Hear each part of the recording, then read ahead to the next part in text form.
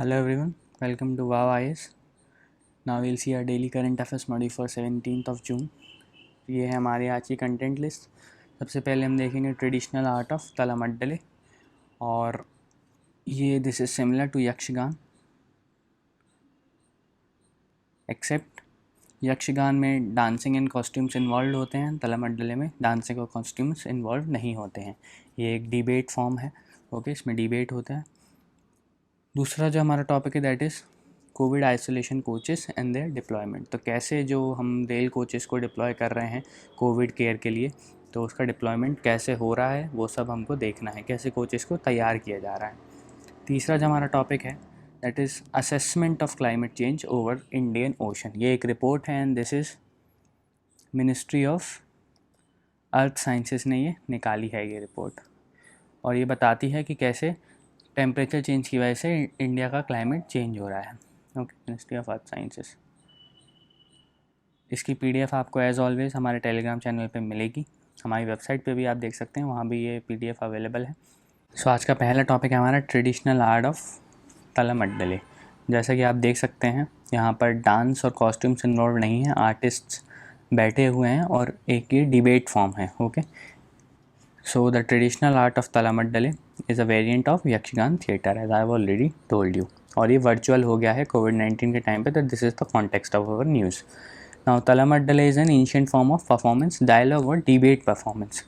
Dialogues होते हैं, debates होती हैं, डांसेस नहीं होते हैं।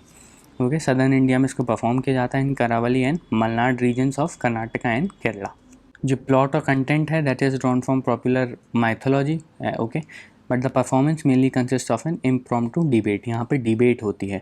यक्षगान में डांस होता है, बैकग्राउंड म्यूज़िक होता है, यहाँ पे बैकग्राउंड म्यूज़िक होता है बट डांसेस नहीं होते हैं, सिर्फ डिबेट होती है।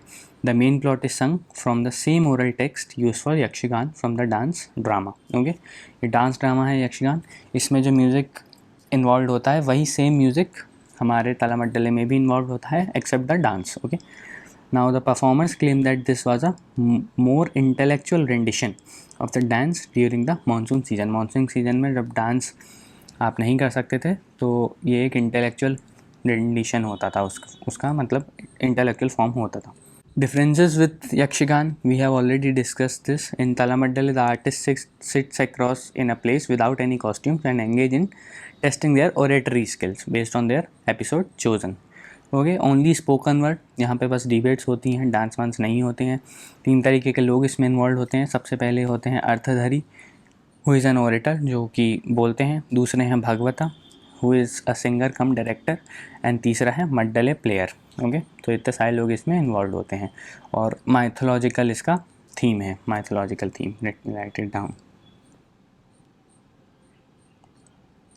माइथोलॉजिकल थीम पे ये परफॉर्म किया जाता है। Now let's move forward. दूसरा टॉपिक है हमारा covid isolation coaches and their deployment. तो कैसे कोविड आइसोलेशन कोचेस को तैयार किया जा रहा है और कैसे उनको डिप्लॉय किया जा रहा है। तो कॉन्टेक्स्ट ये है कि जो गवर्नमेंट ऑफ इंडिया है that will deploy 500 Covid isolation coaches इन दिल्ली। दिल्ली में 500 कोचेस ये लगाने वाले हैं सेंट्रल गवर्नमेंट। अभी तक जो कि 16 जोन्स हैं उसमें 5321 non AC sleeper class coaches लगाए गए हैं। ये आपको याद रखना है कि ये नॉन एसी कोचेस हैं। एसी से जो एक्सपर्ट्स थे उनका कहना था कि AC will aid the spread of कोविड-19। ओके, सो एसी कोचेस में ये डर था कि that will aid the process of aid the spread of covid. Okay, फैला देगा एसी कोचेस। तो नॉन एसी स्लीपर क्लास को चूज़ किया गया और इनको तैयार कैसे किया गया। सो आईसीएफ के कोचेस हैं, जो पुराने वाले कोचेस होते थे हमारे। 2 टाइप के कोचेस होते हैं, हम सब जानते हैं। एलएचबी कोचेस होते हैं, थिंक हॉफमैन बश, और दूसरे जो होते हैं हमारे ICF variety that is Indian coach factory variety coaches. In ICF coaches जो कि पुराने वाले कोचेस थे उनको सिलेक्ट किया गया है। Okay, and these are developed as covid care level 1। Level 1 centres health ministry classify करती है अलग अलग लेवल्स को, और ये लेवल 1 सेंटर्स हैं where suspected cases are to be kept. कोई ज़रूरी नहीं है उनको कोरोना हो या ना हो, जो भी सस्पेक्टेड केसेस हैं उनको यहाँ पे रखा जा सकता है। ना क्या क्या चैलेंजेस हैं, तो सबसे जो बड़ा चैलेंज है कि भाई जो गर्मी का टाइम चल रहा है, जून का महीना चल रहा है और काफ़ी गर्मी है, और आप जानते हैं कि नॉन एसी कोचेज़ में फ़ैन चला के कितनी ही हमको वो मिल जाती है। हमने सब ने ट्रेन में ट्रैवल किया है स्लीपर क्लास में, और अगर ट्रेन चलती नहीं है, रुक जाती है, तो कितनी गर्मी फेस करनी पड़ती है, that is a challenge. Okay, तो summer heat is always a matter of concern. कुछ एक्सपर्ट्स ने बोला कि भैया ऊपर शामियाना लगा दो, शामियाना मतलब टेंट टाइप का कुछ, उसको कवर कर दो, कि शामियाना लगा दो। कुछ बोले कि सोलर रिफ्लेक्टिव पेंट से पेंट कर दो, जिससे थोड़ा ठंडक बना रहेगा।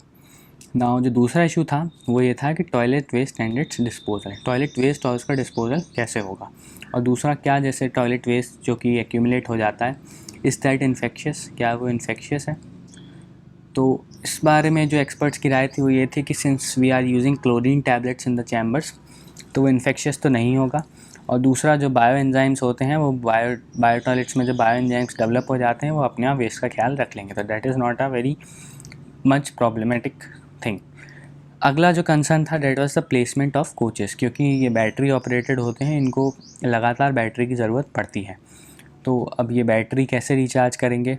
ओके, सो ऐसा बोला गया कि ये अपने बेस पे आ जाएंगे, एक बार पेशेंट को इन्हें लिया फिर ये अपने बेस तक आ सकते हैं, क्योंकि ये मूवेबल हैं, पोर्टेबल हैं। तो ये भी हमारा जो प्रॉब्लम था वो सॉल्व हो गया। अब एक चीज़ आपको याद रखनी है कि स्टेट गवर्नमेंट इनको डिप्लॉय नहीं कर सकती। The state governments have to ask the central government, state को सेंट्रल गवर्नमेंट से रिक्वेस्ट करनी पड़ेगी और सेंट्रल गवर्नमेंट डिप्लॉय करता है इन कोचेस को, ये आपको याद रखना है। ओके, जैसा कि मैंने बताया था, central will not deploy this coaches at will, states will have to request for them. और एक ट्रेन में जो एक लेंथ है पूरी, उसमें 10 कोचेस होंगे। ओके, 10 से कम नहीं होंगे। नाउ दिल्ली ने 500 की डिमांड की है, Telangana has requested for 60 coaches, मतलब 6 ट्रेन्स। ओके, और each isolation train will be tied to the nearest hospital, जो सबसे नियरेस्ट हॉस्पिटल है वो उसकी देखभाल करेगा, उसमें जो पेशेंट्स होंगे उनकी। और यूपी ने 24 लोकेशंस में ये कोचेस की डिमांड की है। तो यहाँ हमारा ये कोच का जो टॉपिक है ख़त्म होता है। Let's move forward. नाउ जो अगला टॉपिक हमारा रहता है assessment of climate change over the Indian Ocean region report. जैसे कि मैंने आपको ऊपर बताया था, ये मिनिस्ट्री ऑफ अर्थ साइंसेज ने एक रिपोर्ट निकाली है which is titled assessment of climate change over the Indian reason.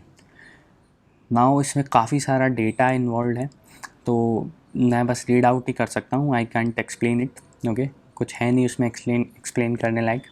तो let's see, average surface air temperatures over India could rise up to 4.4 degree Celsius by the end of this century.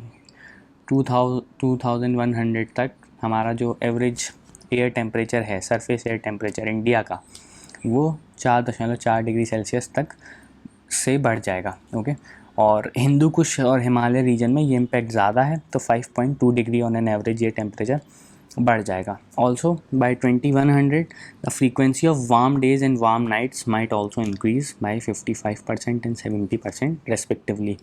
Okay, under the representative concentration pathway 8.5 scenario. अब ये representative concentration pathway क्या है ये मैं आपको थोड़ी देर में एक्सप्लेन करूँगा।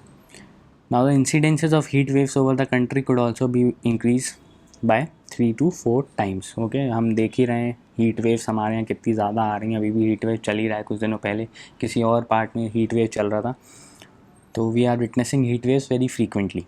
अब 100 ईयर रिकॉर्ड की बात करें तो 1900 से 2018 तक the average temperature of India rose by 0.7 degree Celsius, 0.7 degree Celsius ये बढ़ चुका है।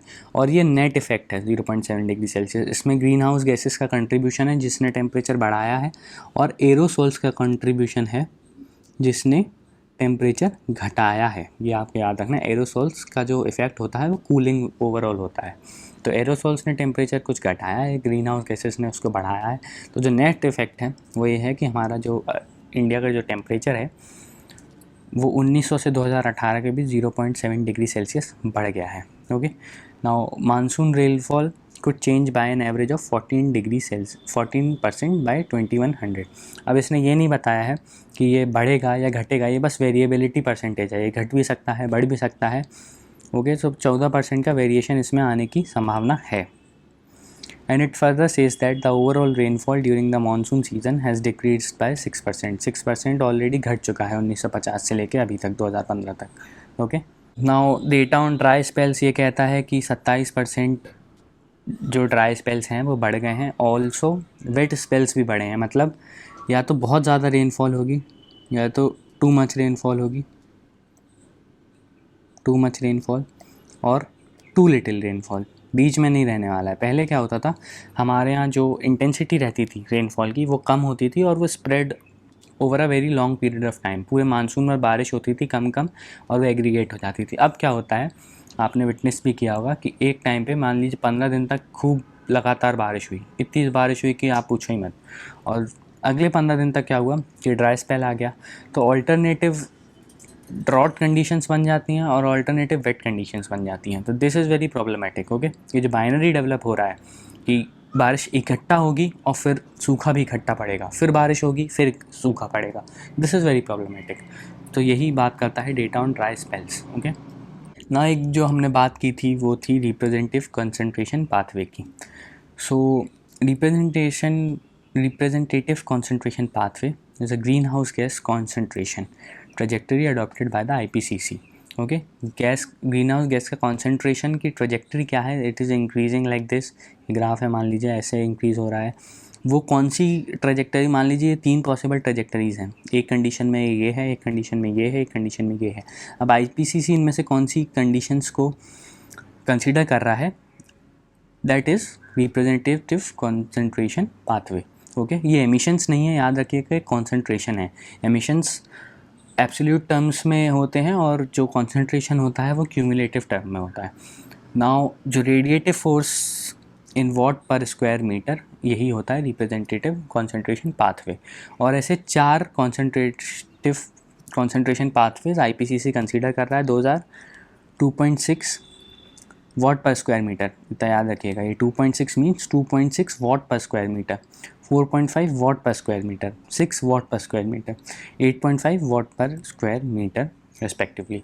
अब AR5 से हमने जो ओरिजिनल पाथवेज हैं विच दिस कॉन्सेंट्रेशन ट्रेजेक्टरी, इसके साथ हम और भी चीज़ें कंसीडर कर रहे हैं like the shared socio economic pathways. तो इसकी वजह से ये जो वैल्यू है वो थोड़ी चेंज हुई है। और अब जो रिप्रेजेंटेटिव कॉन्सेंट्रेशन पाथवेज हैं replace those are 1.9 watt per square meter, 3.4 watt per square meter and 7 watt per square meter। तो ये रेडिएटिव फोर्स है। ओके, इसलिए इसका जो यूनिट है दैट इज़ वॉट पर स्क्वायर मीटर।